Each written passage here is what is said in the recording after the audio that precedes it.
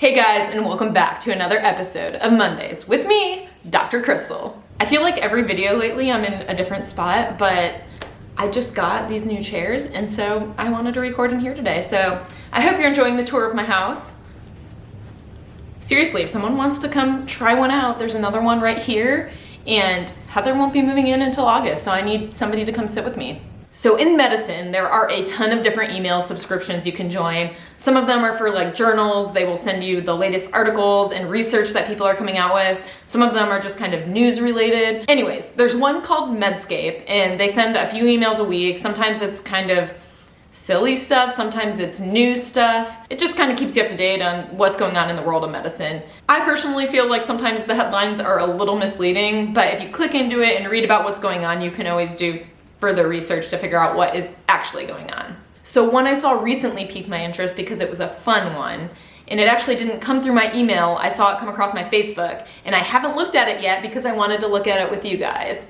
And so it was called 15 Cartoons That Explain a Medical Career, or something like that. Oh yeah, 15 cartoons that explain a medical career better than words can. So I thought it would be fun to look at these together. I hope you guys like that idea too, because we're gonna do it. All right, this is the first one. How do you tote your scope? This is funny. I have done 4 out of 6 of these throughout my medical career so far. I mean, everybody does the traditional sometimes. The stethoscopes are long, it's easy to just throw them around your neck, but even though they're not that heavy, I swear it just like hurts my upper shoulders, and I can just like feel the soreness thinking about it. If you have your stethoscope on your neck all day, it's not comfortable. I don't wear a white coat anymore, but in the hospital I would, because pockets. You need pockets for your snacks and pockets for your pens and everything. And so it is true. It's like a very like classy if you roll up your stethoscope and put it in your pocket, but it doesn't really fit that well. Like it always sticks out like in this picture. But if you're wearing a white coat, this is a good way to go. After I did my emergency rotation, they're right, the adrenaline junkie, because the emergency docs all have that little thing on their pants and they like have their stethoscope hooked. I bought one. I mean, yeah, I'm a poser, whatever. I bought it and I used it. But the main reason I wanted to do it, not because I thought it looked cool, it was because my neck hurt from carrying my stethoscope. Don't judge me. I've never seen anyone do the pretzel.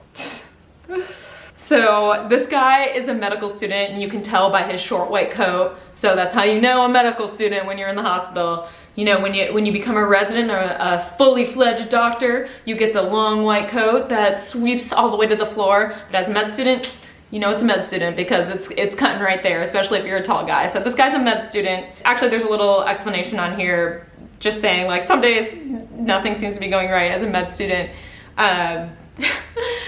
That's true. I mean, like it's a steep learning curve as a med student, trying to figure out what's going on, how to diagnose patients, ask the right questions.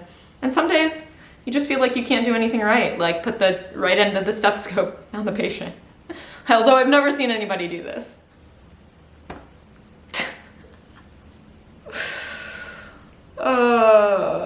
Nurse, get me the actual doctor. With the little tag that says MD doctor. She's in the white coat. She probably introduced herself as doctor. This is unfortunately something that just happens all the time. Like especially in the hospital, you have like your older patients, they're sick in bed, you walk in, they're on the phone. Oh, I gotta go, like the nurse is in here.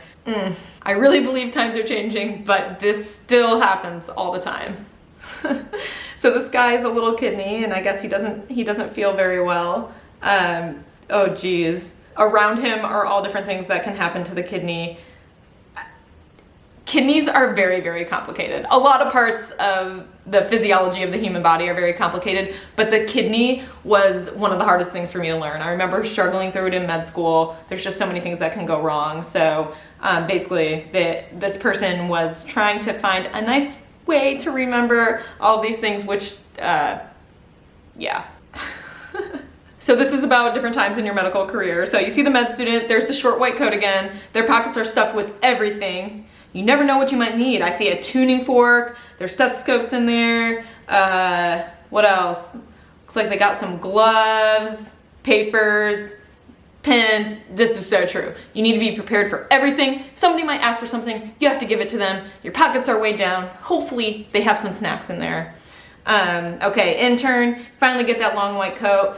Heck yes, you're gonna wear it because you finally got the long white coat, got your stethoscope, pager, that's an important addition, and of course the papers in the pockets because you need your rounding list, need your info. Resident, so an intern is technically a resident, but an intern is a first year resident, so like then you get a little older, you're over it. At this point you're like, just get me through residency, please. No longer cool to wear the white coat. It passes germs, it's heavy, it gets dirty, it's gross. And so, you know, you just got your stethoscope, still got the pager though, can't ditch that thing till the end of residency. And then attending, literally just stethoscope. Can I borrow a pen? When I was in residency, I had an attending that wouldn't even bring a stethoscope, so on rounds he would always have to borrow somebody else's, and so I can attest to the fact that there is some truth to this cartoon. But I am technically an attending now, and I always have a pen, and usually have my stethoscope. This is another one that's kind of playing on like the different times in the medical career. I remember this so clearly, and I would love to forget it. Having your to-dos with a little checkbox, trying to get them all checked off throughout the day. You're like, it usually doesn't seem like that much to do when you look at it, but when you try to do the things, it just takes all day long. Attending, it's in their head. It's weird, like the further that you get in medicine, like you can just remember stuff. Like I remember struggling so much intern year, and then by the time you're done, you can spit off a patient's labs without even having to look. It's weird. It's weird. I actually made a video about this recently, being a hypocrite. It really is tough. I mean, we tell our patients all the things that they need to do to be healthy, and a lot of times we're not doing it ourselves. As I said before, do as I say, not as I do. This is kind of cool. It kind of a little bit explains like how the process goes in our head. Patient tells us stuff, it's all in our head, put it together into a diagnosis, and then figure out what the treatment is for. And what this guy's doing, he's looking up the treatment in a book, and I honestly do that a lot. Like we have so many apps, so many resources now, so like as long as I know what's going on, a lot of times I will still look it up just to kind of confirm to myself, I think I know what the right treatment is. I want to make sure I have the right length of treatment, make sure I'm doing what is still first line, what's most up to date. This is just a cartoon about how diabetics need their insulin. And it's true. You need insulin to live, whether you're getting it from some other source or if your pancreas is making it. So I think this is true, especially in the beginning.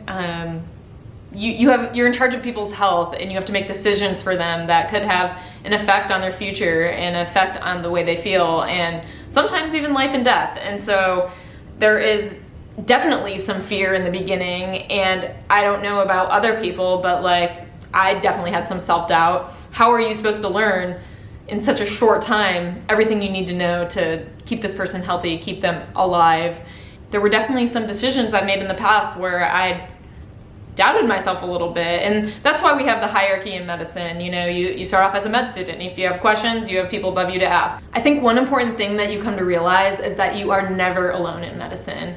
And even now that I'm an attending, there are multiple times a week where I'm asking one of my colleagues or texting one of my friends to run a case by them. So even if you're not sure, there's always someone you can ask, and a vast majority of the time, they are just repeating back to me what I was going to do anyways, but it just kind of gives you that reassurance. Medical thingies I learned. 4th year of medical school.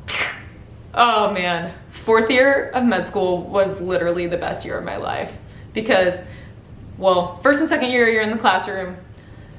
So draining. 3rd year, you're finally in the hospital, but you're working your butt off. So 4th year is when you're finally applying to residencies. Your schedule gets a lot more chill. You're not taking tests all the time. And I remember, like, I had so much free time. I felt like this. I was like, everything I've learned over the last 4 years is just draining out of my head. And honestly, I was exhausted at that point and so ready to be done that I didn't care. The thing is, though, you feel like this, but it's still up here. You're not losing it, and it'll come right back intern year when you are scared shitless. So some of those were pretty good, but I would give that article like a 6 out of 10. It was okay. that kind of brought back a lot of bad memories. I think I will stick to Dr. Mike's memes from last time. That was a little bit more fun. But anyways, I hope you guys enjoyed the video. If you did, please don't forget to like, subscribe if you haven't, and I'll see you next week. Do you like my Christmas socks? Bye!